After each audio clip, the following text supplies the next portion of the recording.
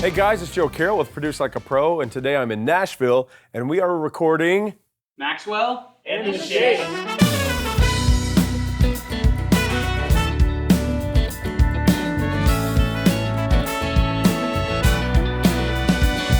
Was an early morning upset, rain beating on the tent. Kids dressed up as soldiers, and we're pounding on our chests. Dancing in the desert, wind howling from the west. The rain brings life and water, it rages and it rests.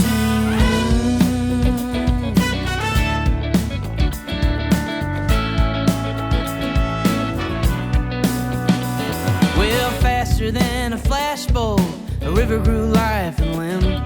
Some could take the rapids, but I never learned to swim. The sound was like a trumpet, the screams of violin, a damned old deadly chorus. Arizona did me in.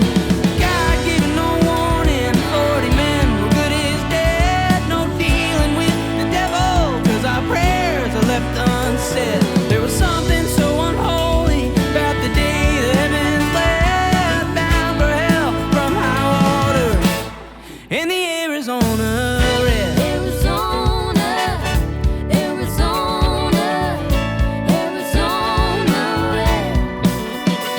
Well, I lived to make good stories, but I died with my last tale of when I bathed in the glory of Adam's angry ale. I never walked away, but I learned to walk the line. It's a straight, narrow pathway once the water dries. God giving no warning, 40 men were good as dead. No dealing with the devil, 'cause our prayers are left unsaid. There was something so unholy about the day the heavens let bound for hell from high water and the Arizona red. Arizona, Arizona, Arizona red. Wash me away, say my name, remember me with flowing vengeance. The road to hell sure is paved with the best of intentions.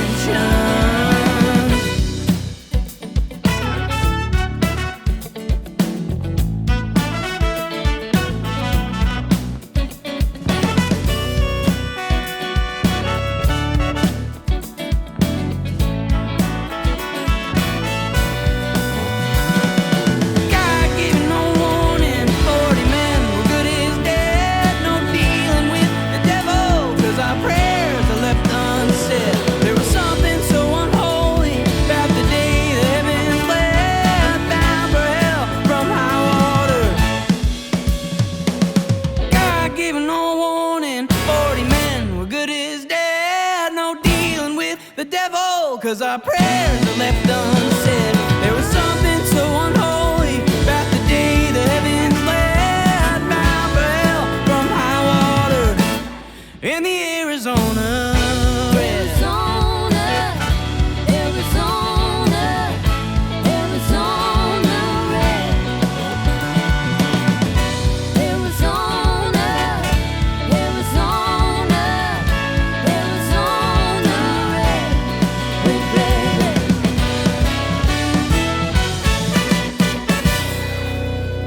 red.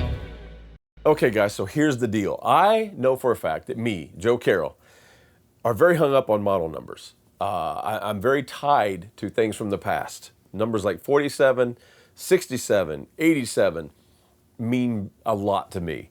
But maybe I think sometimes I hold them too precious.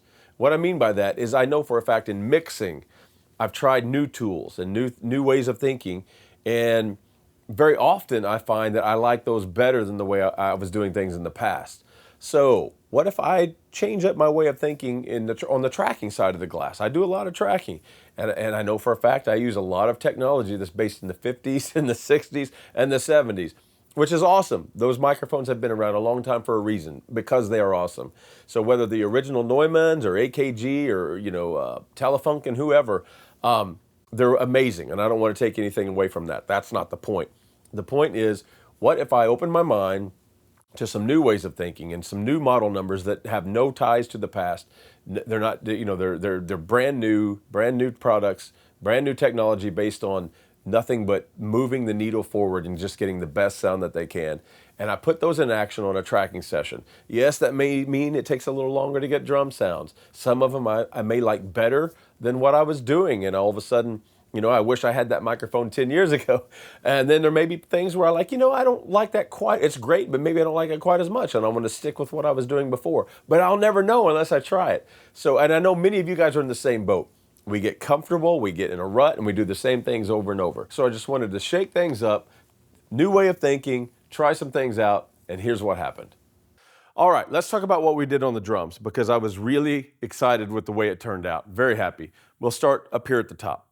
We have the Lewitt LCT 640 TS. This is a condenser mic.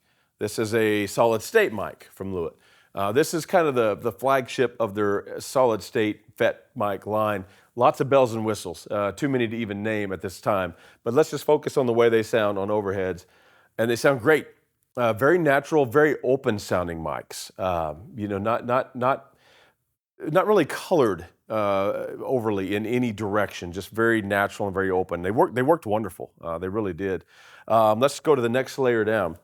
We have the Loughton LA 120s. Again, these worked great. These are transformerless condenser mics, small diaphragm, of course, as you can see. And much like this, they have a lot of bells and whistles. So far, all the Loughton mics that I've received have a lot. 2 different positions on the roll-offs on the top and the bottom, which is really cool. I may get those backwards, but I think it's 10 and 15,000 cycles on these. And then, again, on the bottom end, I believe it was 50 and 150. And we were using the 150, and they have inline pads right here that you screw in. And I really recommend, if you're going to be using these things on a drum set like I did, anywhere near, here, like what we did today, a ride cymbal and a hi-hat, I highly recommend using that pad, because that snare drum and things are just so loud. But they sounded great, very, very, very natural, very, very crisp. I wanted to use the full frequency on the high end, just to get a flavor of how high the high frequency was. So when you play back the tracks, that's what you're going to be hearing. Let's go down one level here and look at the tom-toms. This guy was an absolute monster, just blown away with it. The Loughton Audio LS 308. So this is a condenser, guys.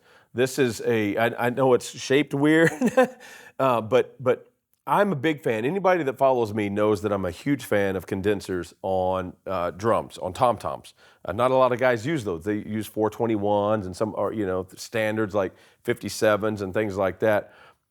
As a drummer, I've never liked the sound of that. I don't like the attack of a dynamic mic on a tom-tom. It's just me, because, my ears want to hear the sound that I hear when I'm actually sitting behind a kit. And the very first time I heard a condenser mic on the drums, I was like, that's it. So for me, go-tos like 414s, FET 47s are just something that always work. But Daryl Thorpe, loves these things. Wanted to give them a try, and man, he is so right. They just sound enormous. Now, I know you see this positioning, and especially when you see the floor tom down here, you're going to be like, what? But trust me, this works. So what they say is raise them up a little bit, pull them back a little bit, and skim them over the top at about a 40-degree angle or so is kind of an optimum sound, which, I would have expected not to get a full resonant bottom end. And oh my God, was I wrong. Resonance, bottom end, just fantastic. And I hate to go back up here, but these 640s, that's one of the things I should have mentioned. The toms sounded amazing in these. All the resonance and all the depth of the drum was portrayed very well in these. And that combined with the massive depth that I was getting off of these sounded great. But, the people at Loughton tell me if you're getting too much depth, it's easy just to raise it up, or pull it back a little bit and control your ratio of attack versus sustain. So that's a good little trick if you're going to check these out. But if you check these out, just remember, you're not going to put them in over the drum and point them down like you would a 421 or a lot of other microphones. This positioning is somewhere in the ballpark of what you're going to want to do. So if we peek down here, that's the next thing we're going to talk about. We have the Lewitt DTP 640 Rex. DTP 640 Rex. That is a dual diaphragm condenser mic, but also a dynamic mic. Again, dual diaphragms. Let's just pull it out here so you guys can get a look at it. And it's a really, it's a very cool microphone because it's got different voicings built into it. So you got this little switch right here. First of all, you have a pad on this side, but on the other side, what I chose to do is leave it neutral. I just wanted to get to know the sound of the microphone in its raw form. But what you can do is take a little screwdriver and get down in there and change it to where on one of the capsules, the bottom end has some bump and some hype.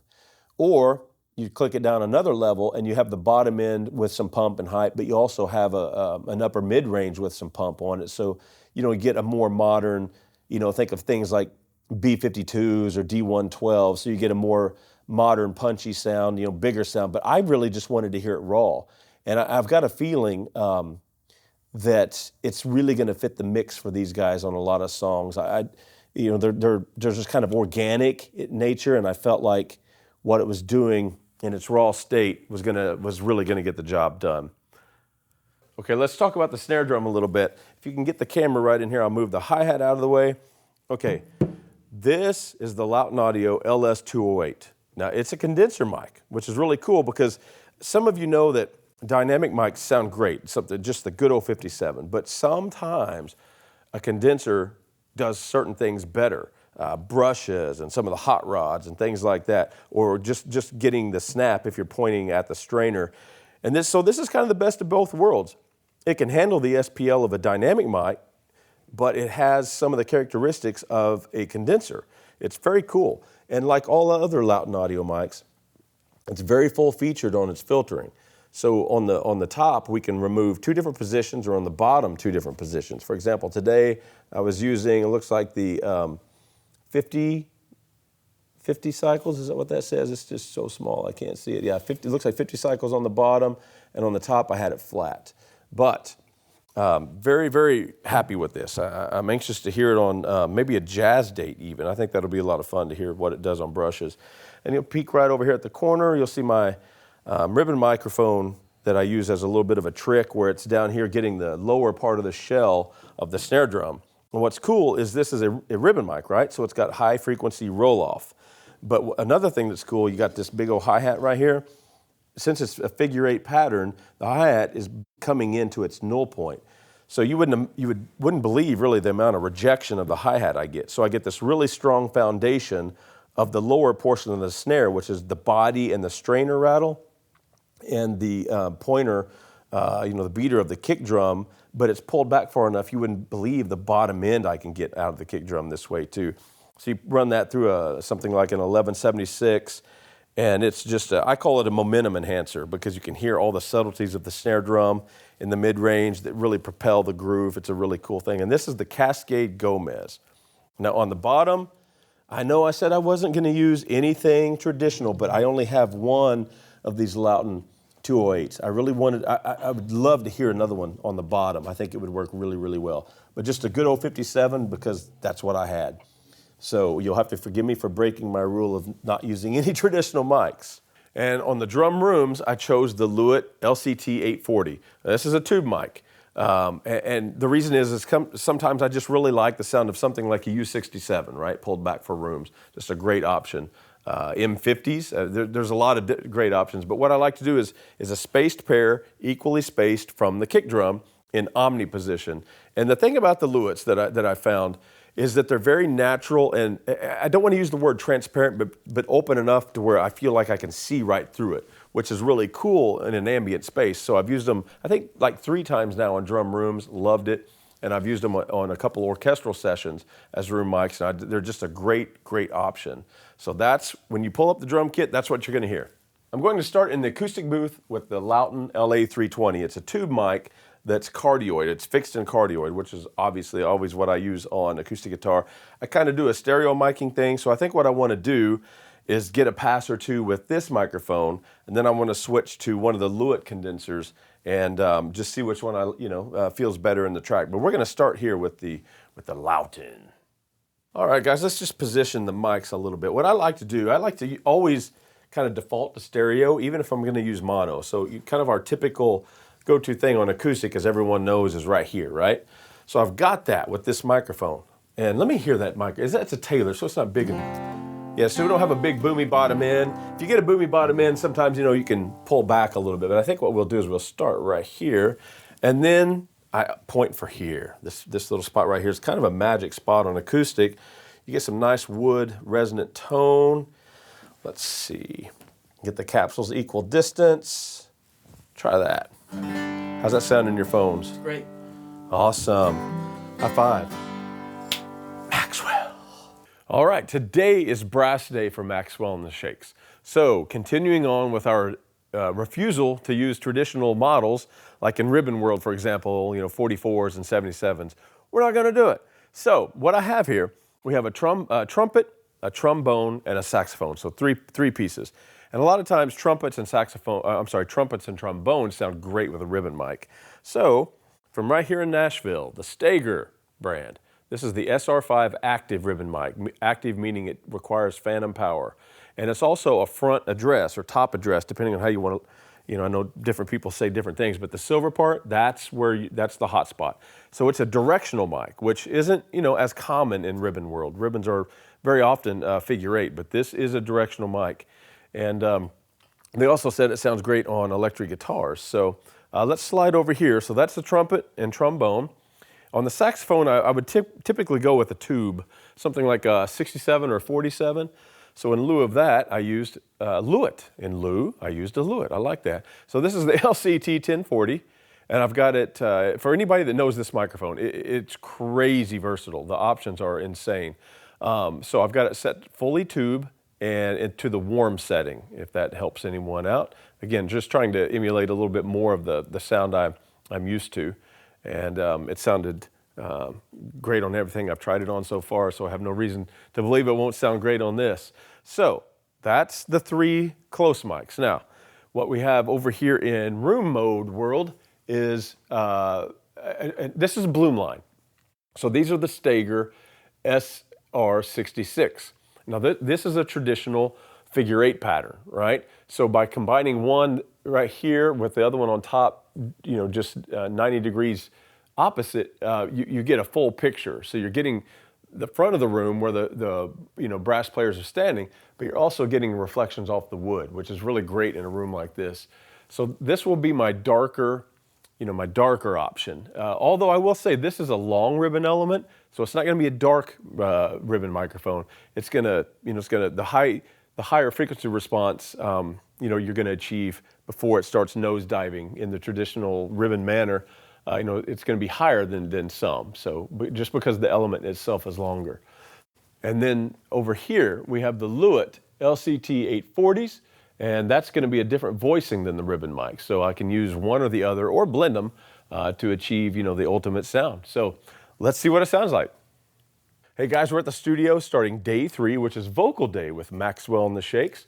What are we using on your voice today? Something modern. I don't know. It makes me sound pretty good. It is. It does sound great in your voice, that's for sure. And it is modern. It's the LCT 1040. I want to show you something. Before you got here, I'd set this up. This is the pop screen. Watch this. No way. Magnets. Isn't that cool? The future is here. Let's look down here real quick. So what we're going to do today, I'm going to start with the clear setting, and I'm using the 80 cycles roll off and no attenuation, no pad. We're going fully tube on our sound, and we're in cardioid.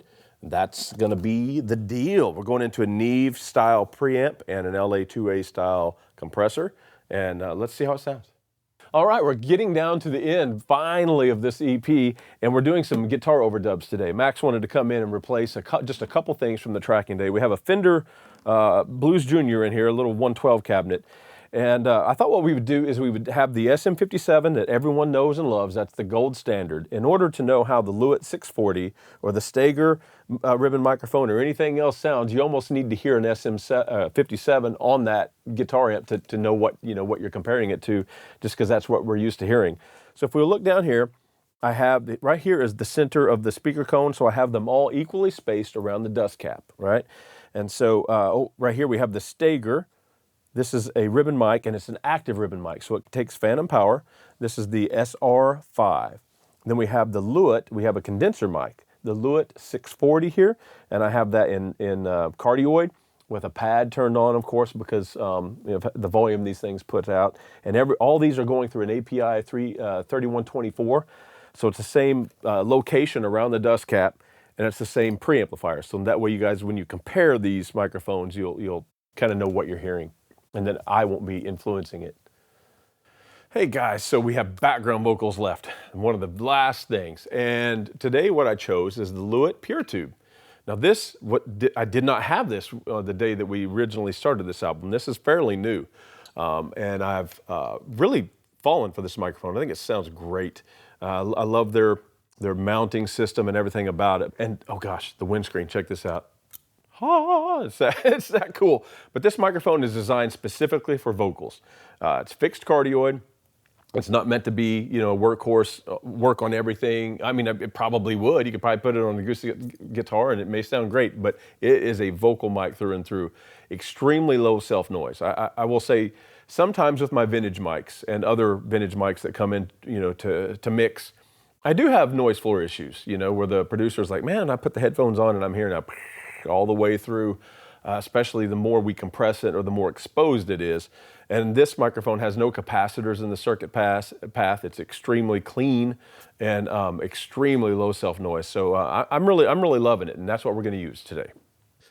All right, guys. So welcome to the mix room, and let's talk about how we finish this thing up. But before I get into that, I will tell you that I did indeed find some new favorites, some new things that I'm going to very often, that kind of have replaced some of what I was doing prior. So this was a fun experiment. I'm glad I did it. But let's talk about the mix a little bit. So let me bring up the drums, for example. And I feel like we got a great drum sound that day. As you remember, it was a combination of primarily Loughton and Lewitt. So let's just give it a listen to the final product.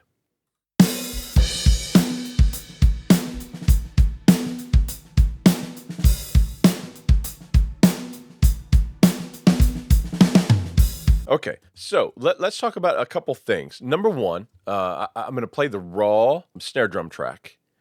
Let me mute that, and I want you to hear. I really fell in love with that Loughton 208. I got to tell you, I really like that microphone on snare drum. It doesn't need as much EQ as like a 57, so I can track it very raw.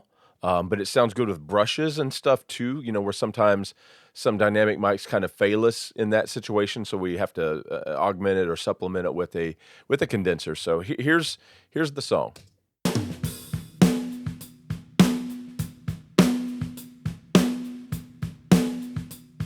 That's a great snare sound. Mix-wise, what I did is I had just a little tape saturation going, and you'll see I leaned it to the dark side. And then as far as like, the flavor, I added a little low frequency from like a head bump on a tape machine kind of thing. EQ-wise, what I did is not a lot, really. You can see just a little bit of honkiness, boxiness out of the snare drum on the SSL, pulled out 3.4 dB of 640 cycles. And that wasn't because of the microphone by any stretch of the imagination. That's just the tuning of that drum. And then I did add a little bit of bottom, 175 cycles, it looks like, 2.5 dB. And here is the before and after. Ready? Here we go.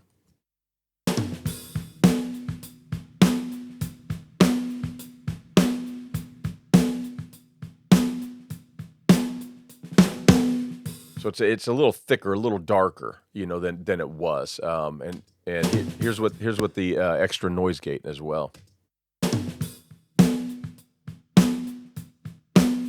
And then I supplemented that with this snare sample right here, and I'll show you the treatment that I have on it, which is, look at that, none at all except a high-pass filter.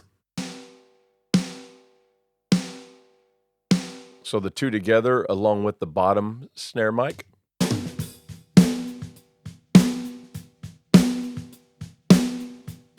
Just a great middle-of-the-road snare drum sound. Has some pop. Has some a little bit of angry sustain, just a touch. And here it is with the overheads.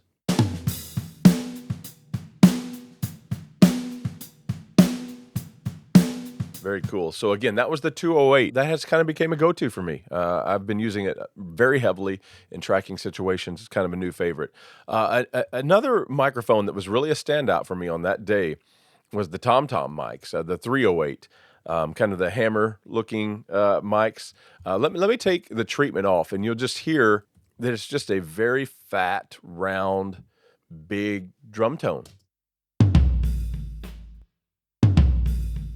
A little bit of API, 550As on the tracking day, carving out a little, probably somewhere around 700 cycles, that kind of a thing. But just that's the raw sound, and that's an incredible starting spot.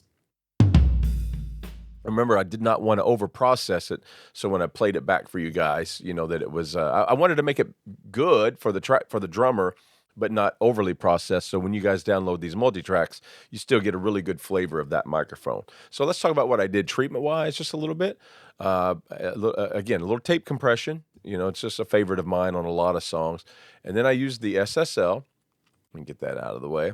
And here is the high-pitched tom right here, the treatment. So I'm ducking quite a bit, 540 cycles. I'm adding some snap, 5.5 dB of a little over 3K, 4.5 dB of a little over 9K. Then let me play you the before EQ, post EQ. Ready? Do this.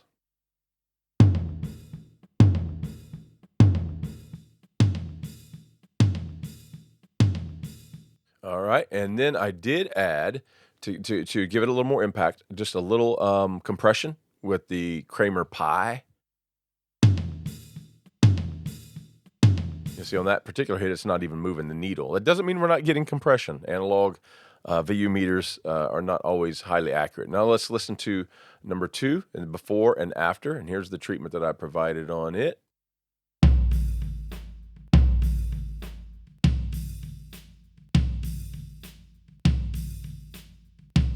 So a little bit of a boost in the upper mids, for some smack, a little air. And what I cut, it looks like 11 dB, 580 cycles. Again, that's pretty common on music that's not jazz, not real organic, or, intentionally super organic. If we're trying to give it some impact and some bigger than life sound, those are some pretty common areas that I focus on. So here is the TomToms with the overheads, because that, to me, that always makes a massive difference in the sound of TomToms.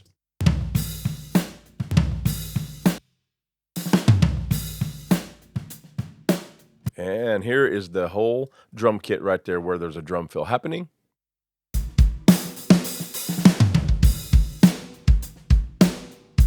That's just a great drum sound. Super, super happy with that. One more thing on the drums I want you guys to hear is the overheads. I was very happy with the performance I got from the Lewitt 640s. I've been really happy with those mics in general. I've used them a lot since then on acoustic guitar, various things around the studio, even orchestral room mics, and been really happy. Let me show you the raw sound.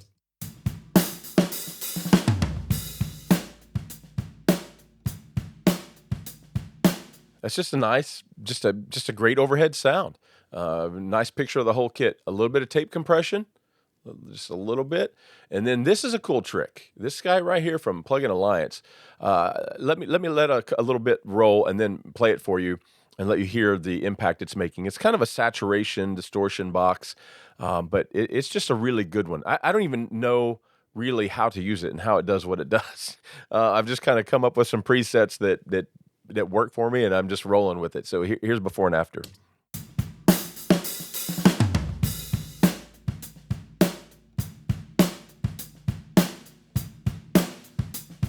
Just a little bigger and in your face sounding. I just like it.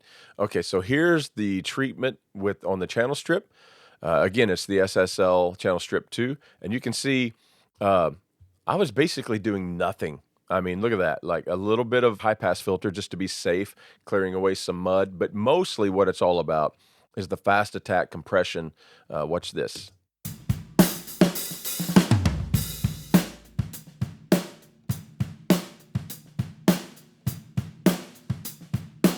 So it's pushing the snare drum back into there just a little bit, which is bringing the subtleties of the kit and the glue of the kit, the resonance of the kit up just a little bit more, helping it kind of fill in, with the spot mics. To me, the overheads are an extremely important thing. All right, so that's a couple of my favorites from that day. Another thing that I want to talk about is the Loudon 320. That's a tube mic. And here it is on acoustic guitar, and I thought we got some great sounds out of it that day. Here we go. Here's what went to tape.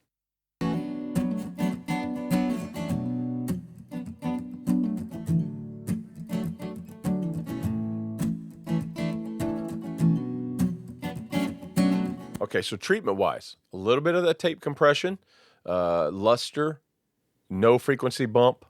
Just see, it's very light-handed, but nonetheless, I just like that sound on this, kind of an organic track as far as organic instruments. I just like that sound. Treatment-wise, here's what I got going on. This one is the left and this one is the right. Looks like it's very, very similar. And even though I recorded them in stereo, because he doubled it, I just used one side, which is a great benefit of doing stereo. You can use just one side of it. If you place them right, either side can be a really attractive microphone sound on its own. Or if they just do one pass and you need a little spread, I can easily get it with just bringing up one fader with both mics. So here's that. Let me mute them and then bring them in along the way so you can hear the difference I'm making.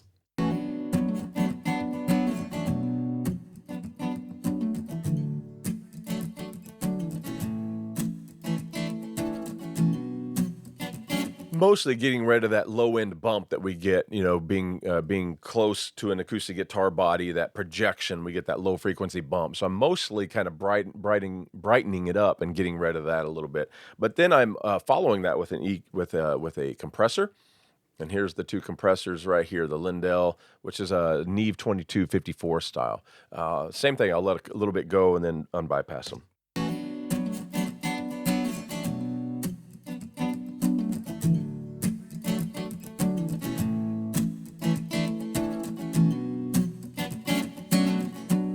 Just a couple dB, but it's helping lock it in the track just a little bit. All right. One other thing I want to talk about is, actually, I want to talk about two more things. Let's focus on the brass just for a minute, because we used a lot of Stager ribbon mics there. And let you hear them up close and personal. And you can see on the individual tracks, there's virtually nothing happening. I did not end up using the room mics for a song like this. There's just too much going on. The brass isn't making that big band type sound where we're using mostly room mics. But the only track that I affected was the trumpet and just darkening it just a little bit, as you can see. So here's the sound of those. And let me find a place where the brass is really pumping here.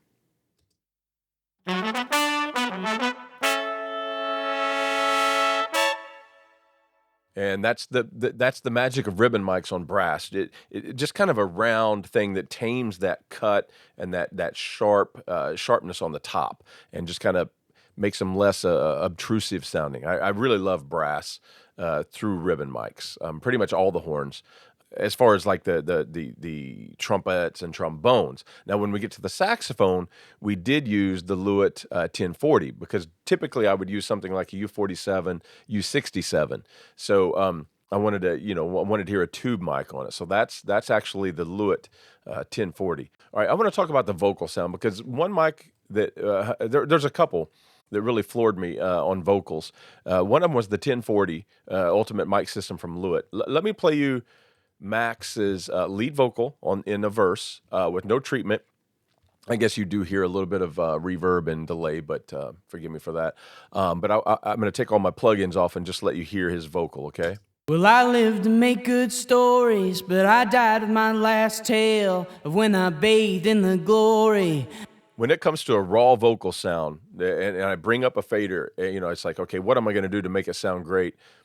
Like that's a best case scenario. I mean, it's rich, it's full, it's got some top end. It's just wonderful. I have fallen in love with that mic. That's the Lewitt 1040, and I'm never going to part with it. That is a winner. All right. So, and then post treatment here it is. Well, I lived to make good stories, but I died with my last tale when I bathed in the glory of Adam's angry ale. This is a fantastic sound. Now let's talk about the girls, because I intentionally wanted to do a different thing with them. So I used the PureTube, the newest mic in their line, and that's another one that's just like, gosh, I just love the sound of this microphone and don't want to do without it anymore. Let me play them for you. This is Gloria and Hannah, by the way. Arizona, Arizona, Arizona red. Okay, so quite a bit of effects there, but you get the idea. And this is post-treatment with a little LA2A, just a little EQ work, which, as you can see, was really just doing some very, very, very minor dips. So that all that's being tied together right here on the SSL, and there's a tiny low-mid cut, a tiny upper-mid boost to go against what I was cutting out of Max's lead. And there you can see I boxed them in just a little bit with high pass and low pass. And then you got this treatment. Arizona, Arizona, Arizona red. Very happy with that. Now, that's just a brief look into a couple examples that were standouts to me. But that said, what I want to do is make sure that you all download these multi-tracks, because not only are they going to be fun to practice mixing and things with, because they're just it's just a fun song, great band, great recordings, but what it'll also do is allow you, I'm going to label everything very clearly, if it was a Loughton, a Lewitt, a Steger, whatever model number, so you can listen to them and be like, you know, that's the acoustic guitar sound I've been chasing, or that's the snare drum, whatever the case may be.